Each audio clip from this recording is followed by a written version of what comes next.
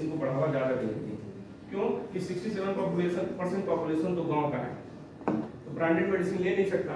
अब एग्जांपल आपको बता दूं, रेमडेसिविर अभी कोविड में देख लो, महामारी पड़ी थी, 10-10 हज़ार 15-15 हज़ार मिल रही थी, कोई पर्टिकुलर कंपनी बना रही थी। इवन आप ये देख लो कि एंटी मलेरियल ड्रग हमने अमेरिका को सप्लाई किया। कौन सी मेडिसिन थी?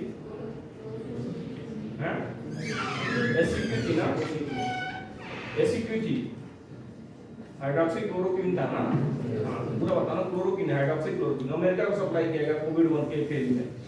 अब चूंकि हमारी इंडियन कंपनी बना दी तो हमने धड़ाधड़ से सप्लाई किया। इसीलिए कहते हैं पेटेंट, किसी भी मेडिसिन का पेटेंट जो होता है 20 साल का होता है। 20 साल के बाद उस फार्मूला को यूज करके हर कंपनी बना सकती है, उसको कहते हैं जेनरिक मेडिसिन। इसीलिए हमेशा जेनरिक मेडिसिन सस्ती होती है, पेटेंट मेडिसिन महंगी होती है, उसको ब्रांडेड मेडिसिन कहते हैं। ठीक है, इमेज नहीं आ रहा इसमें। अभी देखो एक ड्रग है, उसका साइड इफेक्ट है ड्रग इंड्यूस ल्यूपस एरिथेमेटोसस। ठीक है ना, कौन सी ड्रग है? तो दूसरा बताता हूँ, उसमें लिखा होगा एक वारफेरिन इंड्यूस ब्लीडिंग होती है। वारफेरिन का यूज करते हैं, बता सकते हैं कोई? जब भी हार्ट का पेशेंट होता है ना, उसकी ब्लीडिंग, ब्लड को छीना, ब्लड छीना के रूप में यूज कर सकते हैं। ठीक है ना, उसका साइड इफेक्ट क्या होगा? ब्लड को पतला कर देगा, ब्लीडिंग हो सकती है। दूसरा ये देखो, steroid induce moon cases, side effect steroid का। हमारे बच्चों में पीडियाट्रिक के उस ग्रुप में एक बीमारी होती है नेफ्रोटिक सिंड्रोम, या थोड़ा सा डॉक्टर किसी को कोई समझ नहीं आता ना कि स्टेरॉइड देता है, अगर लंबे समय तक स्टेरॉइड दोगे ना तो उस बच्चे को ये चीजें होंगी। ठीक है ना, ये साइड इफेक्ट ड्रग है, उसको कहते हैं मून केसेस कहते हैं। माँ बाप को लगेगा बच्चा तो हमारे चांद के टुकड़े की तरह हो गया। ठीक है ना। दूसरा इंसुलिन इंड्यूस लिपोडिस्ट्रोफी। हर डायबिटिक पेशेंट देखोगे ना, अपने घर में होंगे तो जाकर देखोगे यहाँ पे इंसुलिन लगाते हैं या पैरों में लगाते हैं, जनरली यहाँ पे लगाया जाता है। वहाँ पे देखोगे ना, जहाँ का लगा रहा है ना, अगर वो पोजीशन नहीं चेंज करे तो वहाँ के अंदर जो सबक्यूटेनियस लेयर के अंदर जो लिपिड पड़ा हुआ है ना, वो पूरी तरह से हाइपरट्रोफी हो जाए, एकदम थिक हो जाता है, इसको लिपिड डिस्ट्रोफी कहते हैं। Insulin induce lipodystrophy. अभी देखिए ड्रग इंड्यूस अर्टिकेरिया, जनरली बहुत कॉमन होता है, आपको सबको भी हुआ होगा। कोई मेडिसिन लिया, पूरे सिर पे चकत्ते पड़ गए, लाल हो गया, खुजली हो गया, किसी ना किसी को जरूर हुआ होगा। इसको कहते हैं ड्रग इंड्यूस अर्टिकेरिया। ये देखो ड्रग इंड्यूस कैंडिडियासिस, जो अस्थमा के पेशेंट होते हैं ना, इनहेलर यूज करते हैं, उसमें अस्थमा के पेशेंट को जब भी इनहेलर यूज करते हैं ना, तो ये फार्मासिस्ट का रोल यहाँ आता है, वो बताएगा कैसे करना है। आपको इतना पफ लेना है, पफ लेने के बाद कुल्ला करना है। अगर कुल्ला कर नहीं करोगे ना तो आपको यही होगा, आपके ओरल में कैंडिडियासिस। कैंडिडियासिस क्या है?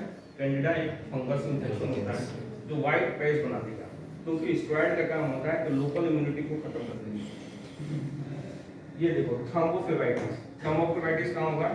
जनरली आपकी कोई आप में एडमिट हुआ होगा ना हॉस्पिटल में एक हफ्ता के लिए, तो आईवी लाइन लगती है यहाँ पे। अगर समय से आईवी लाइन ब्लॉक हो गई ना, अगर समय से नहीं निकालेंगे तो पूरा लाल पड़ जाएगा एकदम, उसको कहते हैं थ्रोम्बोफ्लेबाइटिस। ठीक है, जो वेन होती है पूरा इन्फ्लेम्ड हो जाती है। ये मेडिकल इक्विपमेंट्स की साइड इफेक्ट हैं।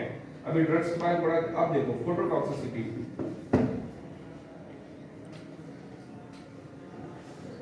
ये drug induced urticaria. Exfoliative dermatitis किससे होता है? अब ये आगे वाला इमेज देखिए, अल्सरेटिव स्टोमेटाइटिस, एंजियोडीमा। एंजियोडीमा बहुत ही फेटल होता है। कोई भी मेडिसिन लिया, पूरा लिप स्वेल कर देगा, अंदर आपकी पड़ी हुई लैरिंग्स है, लैरिंग्स पूरी स्वेल हो जाती है, सांस लेना तुरंत बंद। अगर उस पेशेंट को तुरंत मेडिसिन नहीं दोगे ना, तुरंत मैनेज नहीं करोगे, मर भी जाएगा। एंजियोडीमा हुआ। ये ड्रग के सभी एक्शंस हैं। गायनेकोमेस्टिया, किस मेडिसिन से होती है गायनेकोमेस्टिया?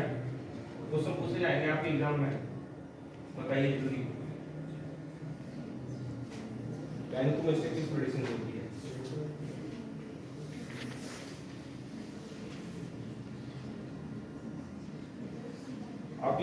आपके कॉलेज में कई स्टूडेंट होंगे जिनके बाल झड़ रहे होंगे साल में, उन्होंने एक मेडिसिन ले रही होगी फेनिस्ट्राइड, मिनॉक्सिडिल के नाम से ऑइंटमेंट आता है, गुलाम का यूज करोगे ना तो गायनेकोमेस्टिया होगा उसमें। स्पाइनोलेक्ट्रोन आप पढ़ लेना, स्पाइनोलेक्ट्रोन के बारे में, फ्यूरसमाइड के बारे में, स्पाइनोलेक्ट्रोन, इसके बजाय लॉन्ग यूज में गायनेकोमेस्टिया होता है। हाइपरट्राइकोसिस, ये कम हाइपरट्रॉफी किससे होता है? बहुत कॉमन मेडिसिन यूज की जाती है, आपसे पूछी जाएंगी, फेनेटोइन से होता है। फेनोटोनिन आपने पढ़ा होगा, एंटी एपिलेप्टिक ड्रग है, वल्पराइट हुआ, फेनोटोनिन, और फेनोटोनिन से भी गायनिकोमास्टिया होता है। फेनोटोनिन के साइड इफेक्ट याद रख लेना। एज ए फार्मेसी स्टूडेंट आपसे एग्जामिनर पूछेंगे, हम लोग मेडिकल स्टूडेंट हैं, इसको फार्मा, इसको निमोनिक करके याद करते थे, हार्ट मलाइका करके, तो उसमें सारे याद आ जाते हैं, हाइपोग्लाइसीमिया, गायनिकोमास्टिया, सब कुछ आ जाएगा। तो फार्मूले बनाए कीजिए, मेडिसिन ऐसे नहीं याद होंगी आपको साइड इफेक्ट, ठीक है ना। बेहतर होगा कि मेडिकल की बुक्स जो होती है फार्मा की उसको परचेज करके आप पढ़िए। दूसरा ये हाइपरट्राइकोसिस देख लो, आप मूवियों में देखे होंगे, कौन सी मूवी थी जिसमें इस तरह से हुआ था, बताओ। हाँ, उसमें ये हुआ था, कौन सी मेडिसिन है बता दो।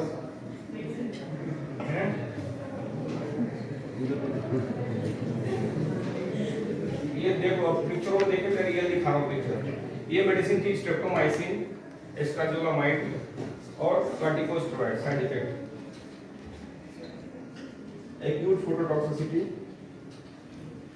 सारे में दिखा हूँ। विडल एडिमा, जो बीपी के पेशेंट होते हैं ना, कैल्शियम चैनल ब्लॉकर लेते हैं, एम्लोवास के नाम से आती है, एम्लोलोपेथी के नाम से आती है, विडल एडिमा होता है। ये देखो हाइपरट्राइकोसिस के फीचर देख लो। टेट्रासाइक्लिन इंड्यूस टीथ स्टेनिंग, छोटे बच्चों में ना टेट्रासाइक्लिन एंटीबायोटिक होती है, आपको यूज करोगे ना, दांत पे पर्टिकुलर एक लाइन दिखेगी टीथ स्टेनिंग, उसके हड्डियों पर भी साइड इफेक्ट होता है। ये देखो डाइक्लोफेनेक इंजेक्शन, डाइक्लोफेनेक को आप गलत तरीके से लगाओगे उसके साइड इफेक्ट हैं। ओफ्लॉक्सासिन के साइड इफेक्ट ये देखो। Anti tubercular drug category 1, category 1 anti tubercular drug का नाम कौन बताएगा, ये पूछे जाएंगे आपसे। आइसोनियाजिड, रिफाम्पिसिन, एथेम्ब्यूटाल, पैरासिनामाइड, ये होता है ना, याद रखिए, सब पूछे जाएंगे आपसे। ADR due to paracetamol, paracetamol drug ये साइड इफेक्ट है। Most common cause of hepatic failure in world, America, paracetamol poisoning होता है। Most common cause of hepatic failure in India, anti tubercular drug होता है, याद रखना, ठीक है ना। पैरासिटामोल की पॉइजनिंग होगी तो कौन सा मेडिसिन दोगे, एंटीडोट क्या होता है पता होना चाहिए आपको, एस्टाइल-सिस्टीन होता है पैरासिटामोल की एंटीडोट। एंटीडोट मतलब उसकी पॉइजनिंग को खत्म करने के लिए एस्टाइल-सिस्टीन, एन एस्टाइल-सिस्टीन होता है। ये देखिए पैरासिटामोल की हेपेटिक लीवर फेलियर का पेशेंट है।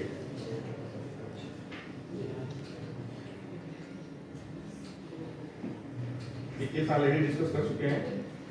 अब रोल ऑफ फार्मासिस्ट, जो आज के टॉपिक है इन हॉस्पिटल्स, क्या होगा। वर्ल्ड फार्मासिस्ट डे कब मनाते हैं, पता होना चाहिए। मैं इसलिए नहीं बोल रहा हूँ कि आपको सबको फार्मासिस्ट बनना है, आगे बहुत सारे ब्रांड बताऊंगा क्या क्या है। अब क्या क्या है इस लोगों से आप करोगे, क्वालिटी फार्मास्यूटिकल केयर क्या क्या होती है, training and monitoring, skills development, pharmacist assistant का, good pharmacy practice compliance, availability of ART and other essential medication, in depth script evaluation and patient counseling, ठीक है। Expanded role of pharmacy in public health, public health की जब भी बात करेंगे hospitals की बात आएगी, पब्लिक हेल्थ में पूरे सोसाइटी की बात आएगी। Pharmacist have responsibility in public health related to medications and their uses. Example group में access the medicine when there is no 24-hour pharmacy in the community, above average knowledge and training of healthcare professionals, resident of community। अब pharmacist के क्या क्या scopes सकते हैं, जो pharma student हो उनका स्कोप्स क्या क्या है, किस किस फील्ड में आप जा सकते हो। हॉस्पिटल्स में आप कम्युनिटी फार्मासिस्ट के रूप में जा सकते हो, एज ए ड्रग इंस्पेक्टर के रूप में जा सकते हो। ड्रग इंस्पेक्टर का जो पोस्ट होता है ना, यूपीपीसीएस के थ्रू होता है, क्लास 2 का पोस्ट होता है, और सबसे पैसा कमाने वाला पोस्ट होता है। इसके बिना लाइसेंस के आप मेडिकल स्टोर नहीं चला सकते। सोच लो, आप अपने आप को अंडर रेटेड समझोगे तो फिर गड़बड़ होगा। गवर्नमेंट एनालिसिस में जा सकते हो, कोई भी गवर्नमेंट की फार्मा आती है ना, एनालिसिस के रूप में आप यूज करते हो। रिसर्च एंड डेवलपमेंट में जा सकते हो, फार्माकोविजिलेंस प्रोग्राम में आप जा सकते हो। इंडस्ट्रियल फार्मासिस्ट में production of quality care and quality assurance, wholesaler group में, रिटेलर्स ग्रुप में। हमारे दिमाग में बस ये नीचे वाला लाइन रहता है, तो फर्क है होलसेलर बनना है, रिटेलर बनना है, ऊपर में 4 लाइन हम भूल जाते हैं। उसको एकेडमिक फार्मासिस्ट में हमारे एमडी फार्माकोलॉजी के जो स्टूडेंट होते हैं ना, एकेडमिक टीचर्स बनते हैं, प्रोफेसर्स बनते हैं, आप एग्जाम देने आएंगे, इसलिए ब्रांच ये सिंगल ऐसी ब्रांच है ना जो साइंटिफिक ब्रांच है मेडिकल कॉलेज की, मेडिकल साइंस से रिलेटेड है, इंजीनियरिंग से रिलेटेड है।